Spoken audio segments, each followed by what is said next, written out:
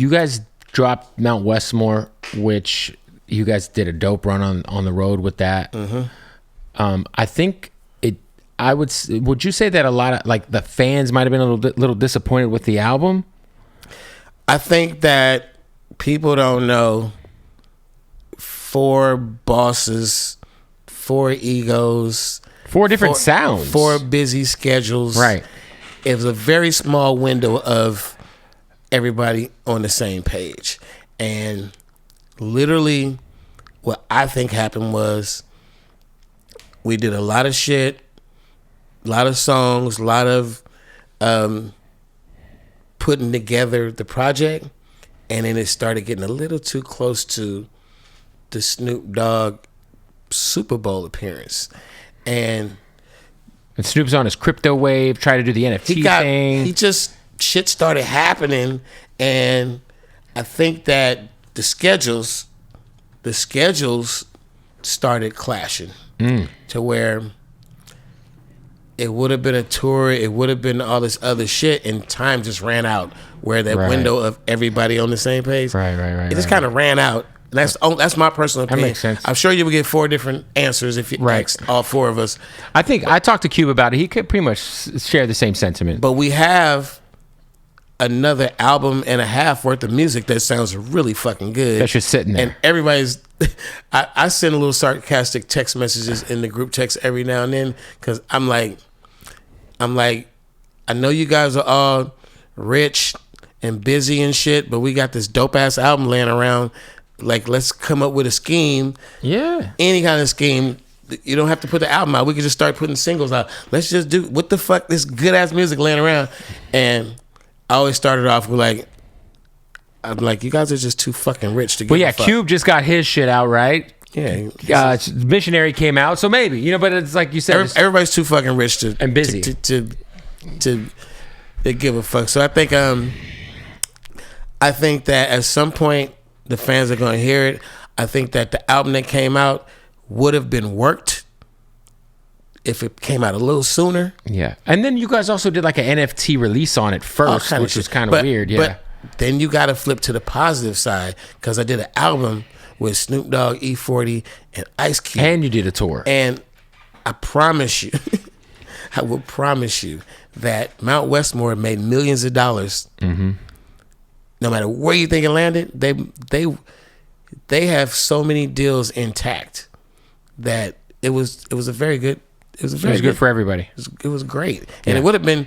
We actually and I've never been involved with anything like this in my life. We turned down like a $20 million tour or some shit that was only probably like fucking. It wasn't 20 shows. It was. You were probably like. I'm like, who the fuck does this? Are we voting on this? Because if so, okay. So yeah, it's that kind of. And I know I'm in this super group, and I'm like, it's not the kind of situation where you try to boss up because everybody's a fucking boss. Everyone's a boss. So yeah. It's like we just got to work together, find the compromise, find the scheduling. I took the role in the group. I'm like, I will go through all kind of links of making sure the music is organized and all the files are in the right place and all the songs get ready for whoever's gonna mix them and everybody's verse gets turned in and put in the same session and all this shit. But I'm not gonna fucking come up with the marketing plan. Right. I'm not telling you motherfuckers when to tour. Right. I'm not picking the merch company. I ain't doing none of that shit because all you boss motherfuckers know everything. Yeah. I'm like, y'all know everything. My job is the music. So yeah, let me organize everything. Yeah, so that's what I did. Get the sessions together, all that. 40 was our number 1 beat picker. It sounds like it. He calls himself a beat picker. That actually makes a lot of sense. Hearing it, yeah. The thing you were talking about Oakland a little bit earlier. Obviously the Bay is a crazy place right now. The bipping is out of control. It's a pretty wild place. You recently lost your brother earlier this year. I can only imagine you're still mourning that loss. How you feeling, man? Like, I mean, that was in January. When you live the life that we live, me, my brothers, some of the homies, You know, we survived a lot of shit, and not like I was wilding in the streets selling dope and drugs, but I've been in the streets a lot of my life. And when you're in that environment, that chance is always there. I've been around dozens of shootings. I can't even count how many times I've been around when somebody started shooting very close to where we're at. I've been in situations where close friends of mine were sworn that they were going to murder each other, and we were all good friends, and they're like, kill that motherfucker when I see him. And I've been around, you know, a lot of situations where we had to bury the homies. We you know, we grew up and we started burying the homies' kids through violence. Right. And you just think that my brother was about to be 62. And you just think that you made it past that shit. You know, I try to stay out the way. A lot of OGs say, I try to stay out the way. But how far out the way is out the way? Because what happened to him came to find him. He wasn't out in no bullshit. It came to where he's always at. He didn't move around a lot. Right.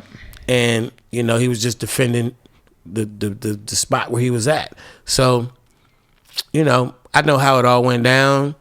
It's some town shit.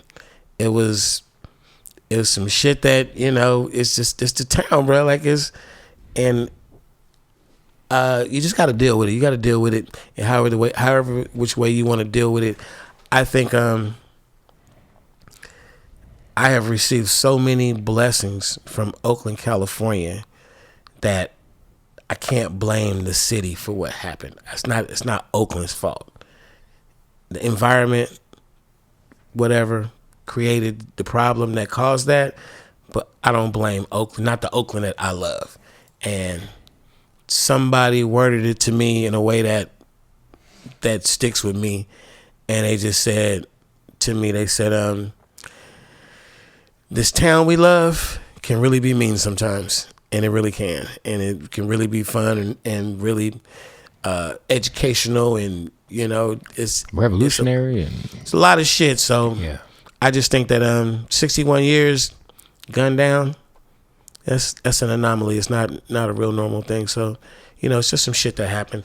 And, you know, my brother was the kind of person who I talked to a lot of people about this shit. Like, somebody rammed a car into the garage door, and he went out there, pistol in hand, to go see what happened.